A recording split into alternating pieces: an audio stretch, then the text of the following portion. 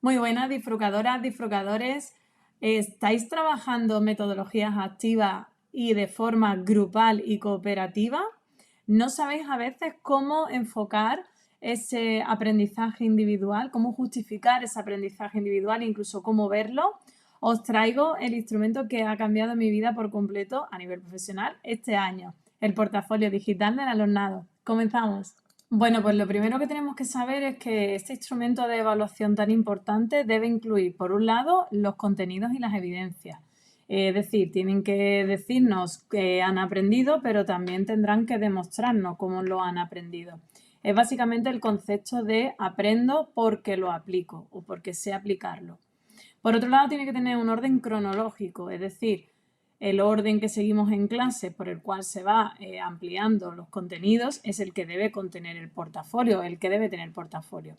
Es independiente si lo hacen con un día, o sea, a la semana, o lo hacen mensualmente, pero debemos de detectar ese orden cronológico.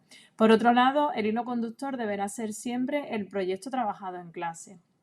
Es decir, todo estará vinculado a cómo lo hemos aplicado en el proyecto y por eso lo he aprendido. Y por último, debemos ver cuando lo leamos o mientras lo leamos y lo estemos evaluando, incluso cuando lo estemos ya calificando, deberemos de detectar un aprendizaje metacognitivo, es decir, deberemos ver esa reflexión y ese aprendizaje real que el alumno ha realizado individualmente a través del enriquecimiento del proyecto y del trabajo en grupo. Y bueno, no quería irme sin mostraros pruebas o trabajos reales, portafolios reales de mis alumnos y alumnas que tras un periodo de adaptación en el primer trimestre hicieron auténticas maravillas en el segundo. Y la verdad es que, bueno, como podéis comprobar, estos son los de segundo. Estábamos trabajando el bloque de viajes combinados y lo hicimos a través de un juego. Ellos tenían que elaborar un juego, que lo habéis visto también en la web, y a través de la elaboración de ese juego, con todas sus fases, ellos fueron adquiriendo ese conocimiento porque lo estaban trabajando.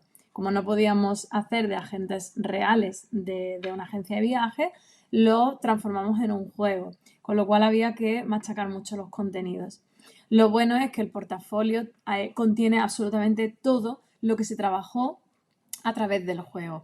Y por otro lado tenéis los portafolios del alumnado de primero, donde estábamos viendo o estudiando la parte de relaciones públicas, de protocolo de relaciones públicas y concretamente la atención al cliente con un aprendizaje-servicio en el cual ellos se les asignaba una empresa y tenían que asesorarlas en esta materia, en cómo realizaban la atención al cliente y cómo se podía mejorar.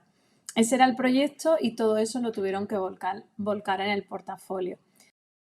Y bueno, como podéis ver, los portafolios contienen prácticamente de todo: audios, vídeos, emails, mensajes, podcasts en Spotify, infografías, esquemas, resúmenes. Tenéis que animarlos a que incluyan todas esas cosas y a que le dediquen tiempo. Y para ello sí me voy a permitir daros algunas recomendaciones.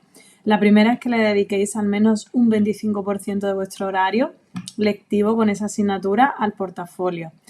La segunda es que tengáis a mano una plantilla tipo como la mía. No sé si estáis viendo ahora, por ejemplo, que muchos de mis alumnos la utilizan. Es muy útil saber de qué tienen que hablar en cada momento y tenerlo todo muy recogido a modo esquema para luego poderlo desarrollar. Y la tercera, que los dejéis crear, que los dejéis que les apetezca ponerse con el portafolio para ver realmente esa autorreflexión del alumno. El alumno tiene que estar motivado.